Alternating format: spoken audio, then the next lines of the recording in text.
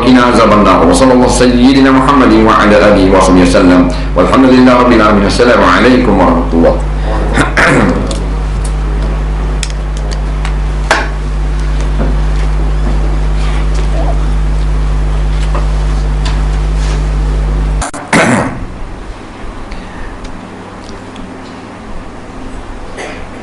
Ipar tak boleh. Pasal ipar boleh nikah dengan kita bila kita cerai dengan adik dia. Ipar ni maknanya laki kita tu abang dia, atau laki kita tu adik dia. Selama mana kita masih bersuami kan abang dia, tak boleh nikah. Tapi kalau kita cerai dengan abang dia atau adik dia, kita boleh nikah dengan ipar. Boleh nikah. Cuma nak madu haram lah. Tak boleh madu. Boleh nikah dengan ipar. Tak ada masalah. Kita mesti nak menutup aurat dan elakkan daripada berbual mesra yang berlebihan dengan mereka. Kalau jenis dengan ipar, tak boleh sembang-sembang lebih-lebih. Sembang sikit-sikit lah, tanya-tanya khabar. Tak, kodok-kodok patut. Lebih-lebih tak boleh lah, dengan bukan mahram. Kalau dengan adik-adik kita, suami kita tak suka, tak boleh. Suami kita kata masa sembang banyak-banyak kalau dengan abang aku tak kena pergi, wajib kena taat. Padahal abang dia pula, abangmu, abang isteri, tak boleh. Tak boleh. Sebab suami tak suka. Nak pergi muhadik, sebab isteri nak pergi muhadik. Adik isteri, bukan adik suami. Suami kata aku tak suka mu pergi muhadikmu, tak boleh pergi. Faham tak boleh pergi. Bila kita tak pergi tu, kita kena taat pada suami. Tuhan beri pahala pada kita. Tuhan beri pahala besar. Dah adik dia ambos sampai rumah aku, dah nak mana tu laki aku tak pergi, aku tak berani. Bagus rapang gitu. Rapang dikenali sifat penakut. Bagus. Nakut mana? Nakut nak langgar kereta. Ni balik laki nakut, bini berani. Laki nakut nak pergi surah, takut orang tengok nombor pelik. Berat nak bodoh tu. Bapak datang dulu zaman sekolah mandi minyak silap gayung. Tak mandi minyak apa benda, baik mandi junub. Nak pergi surah dengar tu, takut orang tengok kereta. Takut orang tengok kereta khabar ke bos jabat ke apa, takut Allah Rabbi pun. Kita duduk bumi siapa? Bumi ni milik siapa? Bumi ni milik Masai, milik Allah Subhanahu Wa Ta'ala. Tak ada kira kita nak takut ke agung ke presiden ke apa, kita nak buat perkara baik. Yang kita nak takut manusia ni nak buat perkara jahat. Kita takut nak curi, takut kejar orang, nak berzina, takutnya kejar orang kampung. Tu baru padang kita takut. Ni nak buat benda betul. Ada motor kereta pergi dengan motosikal. Motosikal bor jauh, bor dalam laut Keladi motosikal. Takut orang tengok motor. Balik garang tenggelam dah, air naik. Nampak kosing motosikal. Tu macam-macam rasa. Tapi tak apalah. Kalau jadi ada buat jenis jabat-jabat ni jenis ngena. Jenis wak zalim, tahu ada orang bawah dia pergi pak dengar susah enak tau. Itu kau apa tu lain lah. Illa antattaqu tuqat. Melainkan kamu takut sangat daripada kezaliman yang akan dikenakan atas kamu, maka pandai-pandai lah. Pandai-pandai.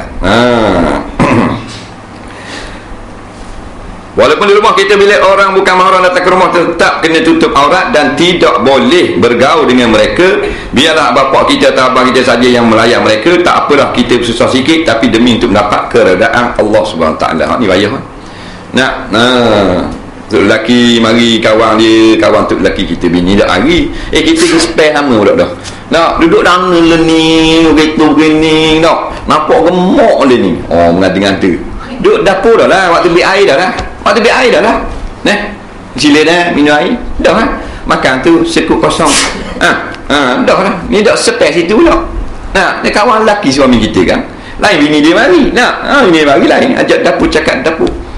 Tak kena nego kita ni. Sikit-sikit lah, sikit-sikit.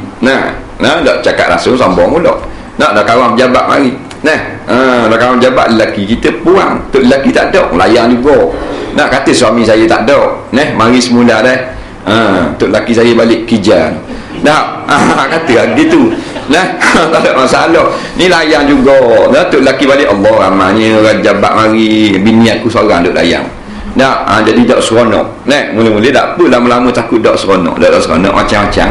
Tunggu selih, tak latih banyak ujung jarum. Culbu bi. Daripada kasih sayang jadi macam-macam hal. Wallahu subhanahu wa ta'ala a'lam. Bismillahirrahmanirrahim. Alhamdulillahirabbil alamin. Wassalatu wassalamu ala sayyidina Muhammadin wa ala alihi wa sahbihi ajma'in. Subhanaka Allahumma inna nas'aluka ilman nafi'a wa 'amalan mutaqabbala wa rizqan halalan tayyiban mubarakan. Rabbana atina fid dunya hasanah wa fil akhirati hasanah wa qina azaban nar. Wa sallallahu sayyidina Muhammadin wa ala alihi wa sahbihi wasallam. Walhamdulillahi rabbil alamin. Assalamu alaikum warahmatullahi.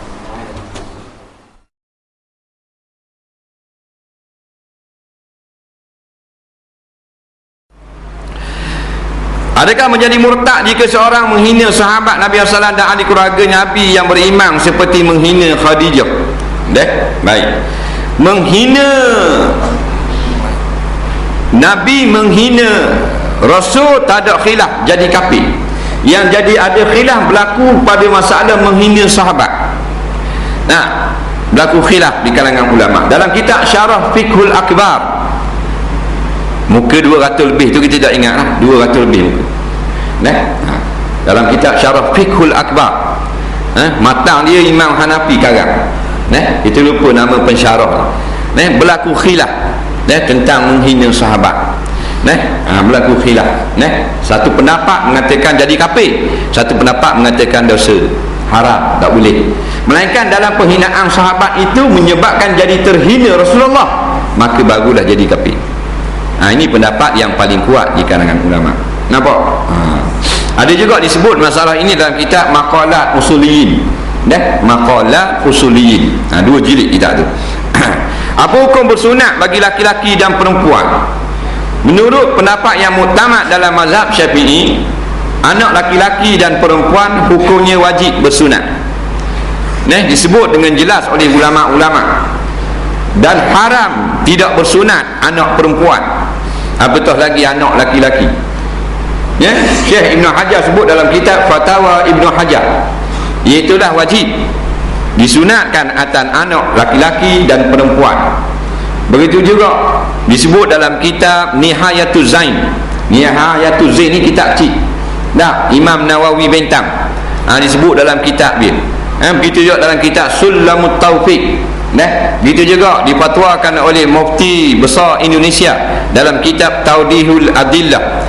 Begitu juga yang difatwakan oleh bekas Mufti Besar Negeri Johor Said Alwi Al-Haddad rahimahullah ta'ala, fatwa tahun 1959. Dan itulah pendapat ulama-ulama fiqh mazhab Syafi'i, dan disebut oleh Syekh Almarhum Syekh Ali Jadul Haq pada muqaddimah kitab Ahsanil kitab Fatawa Syar'iyah, itu Fatawa Syekhul Al-Haq, bahawasanya dalam mazhab Syafi'i yang muktamadnya wajib dikhitankan anak laki-laki dan anak perempuan. Imam Ibn Hajar menyebut tidak mengkhitankan anak laki-laki itu dosa besar, dan tidak mengkhitankan anak perempuan itu dosa kecil. Situ beza dia. Hikmah ni kita sebut sama dah. Apakah boleh talfiq dalam agama? Talfiq ni maknanya ikut pendapat ramai ulama-ulama yang berlainan mazhab ataupun imam yang diikut. Jawabnya, jikalau darurah tak apa.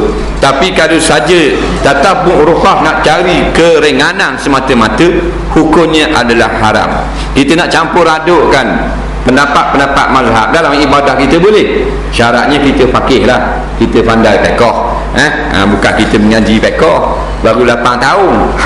Kita kena pandai fiqh. Yang tak bolehnya campur aduk, kita nak cari hak mudah. Cari yang mudahnya, nak ambil mudah saja, itu dikira mempermain-mainkan agama. Diriwayatkan ketika di alam barzakh kita akan disoal oleh malaikat rumah. Boleh tak terangkan ketika mana datangnya malaikat itu?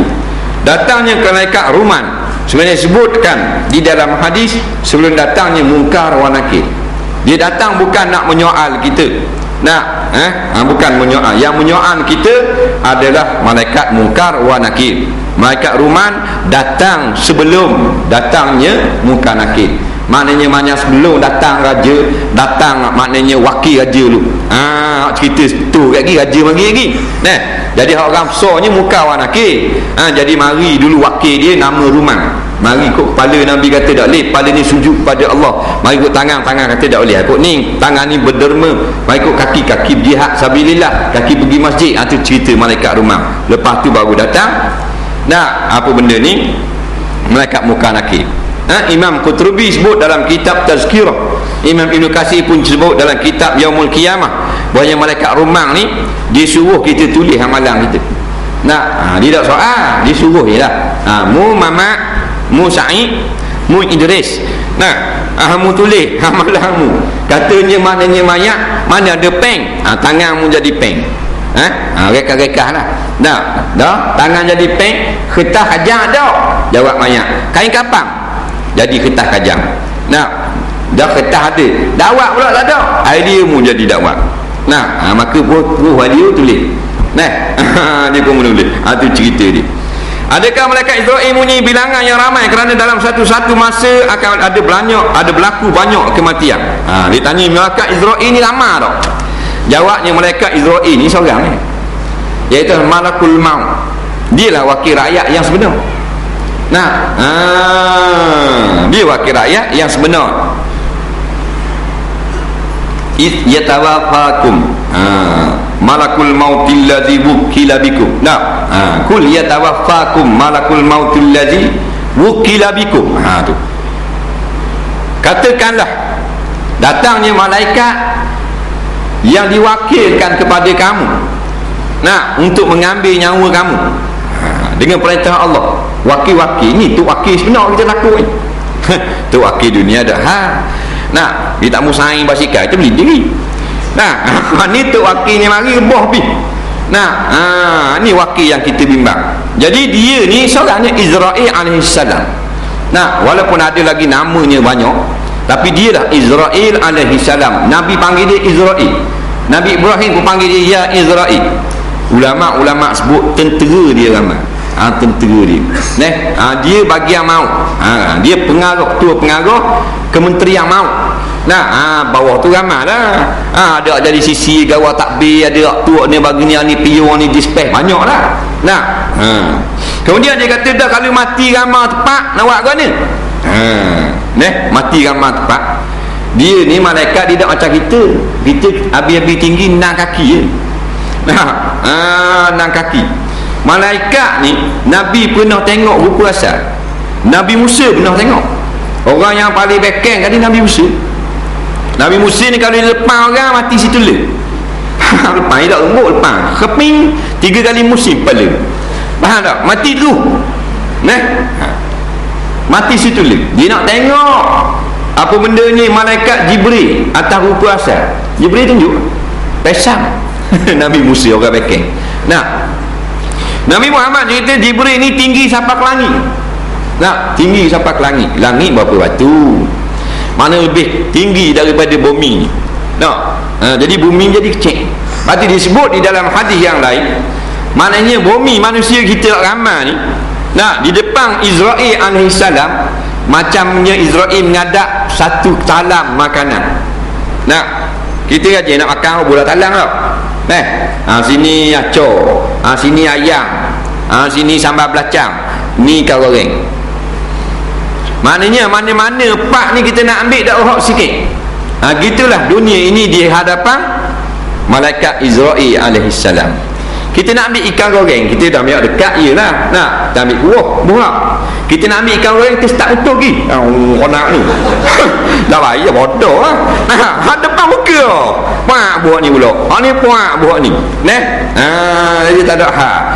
Kalau berang ke, di mana ke, Moskow ke, sekaligus tak ada hak. Dan pula tentera dia ramai. Nah, ramai mana? Wallahu a'lam. Bila saya terpandang pada awet, hati saya berkata, Allah lawannya dia, apakah hukumnya?